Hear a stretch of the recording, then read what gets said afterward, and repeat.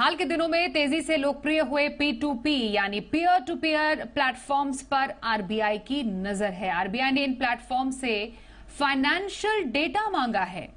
समझना बेहद जरूरी है आखिरकार क्या है मायने इसके, और पूरी खबर समझते हैं आरबीआई ऐसा एक्शन क्यों ले रहा है। इस पर जानकारी के लिए हमारे साथ हमारी सहयोगी एकता सूरी है। एकता, P2P लेंडिंग पर सख्ती की तैयारी कर रहा है क्या आरबीआई?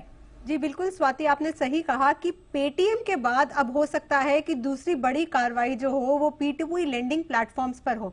अब ये कार्रवाई क्यों हो रही है? क्योंकि P2P लेंडिंग प्लेटफॉर्म्स जो हैं, अक्सर हम देखें बहुत से ऑनलाइन ऐसे प्लेटफॉर्म्स हैं जो कि रजिस्टर्ड हैं, जिन्होंने सारे कंप्लायंसेस लिए हुए हैं, लेकिन कस्टमर को ल्योर करने के लिए होता क्या है कि अगर वो कहीं और इन्वेस्टमेंट कर रहा है, भले ही म्यूचुअल फंड हो या फिर किसी फिक्स डिपॉजिट में कर रहा है, तो एक एड पॉपअप होगी जो आपको बोलेगी कि नहीं, आपको अगर यहाँ पर 4 या 6% रिटर्न मिल रहा है, आप ऐसे पैसा अगर इन्वेस्ट करेंगे तो आपको 8 से 10% रिटर्न मिलेगा। यानी कि P2P प्लेटफॉर्म कह रहा है कि आप पेयर टू पेयर प्लेटफॉर्म में अगर पैसा देते हैं, सिंपल भाषा में अगर आप अपना पैसा हमें ब्याज पर चढ़ाते हैं तो आपको इतना रिटर्न मिलेगा, जो कि एडवर्टाइज करना बिल्कुल गलत है आरबीआई की गाइडलाइंस के हिसाब से, क्योंकि कहीं पर कोई अश्योर्ड रिटर्न यहां पर नहीं है।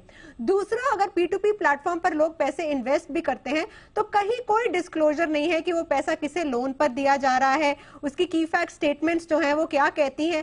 कस्टमर अपना पैसा पूरे भरोसे के साथ इन प्लेटफॉर्म्स को देता है, लेकिन वो आगे किन्हें कहां पर वो पैसा लगा रहे हैं, पेयर टू पेयर कहां पर लेंडिंग हो रही है, ये कस्टमर को नहीं पता होता।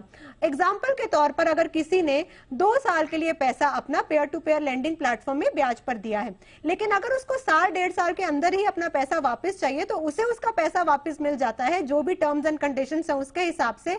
लेकिन वो जो लोन चल रहा होता है वो आगे किसी को बेच दिया जाता है, जो कि आरबीआई की गाइडलाइंस के हिसाब से सही नहीं है। ऐसी बहुत सी चीजें देखनी जा रही है, ग्रे एरियाज देखे जा रहे हैं पेयर टू पेयर लेंडिंग में भी, जो कि पेटीएम के बाद अब आरबीआई इन पर भी एक बड़ा एक्शन ले सकती है।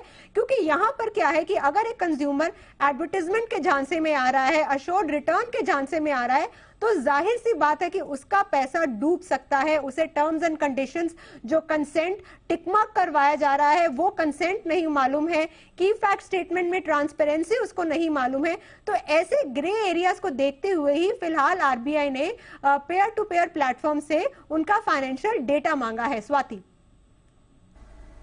जी, बहुत धन्यवाद करेंगे एकता आपका इस पूरी खबर पर और ज्यादा डिटेल्स देने के लिए।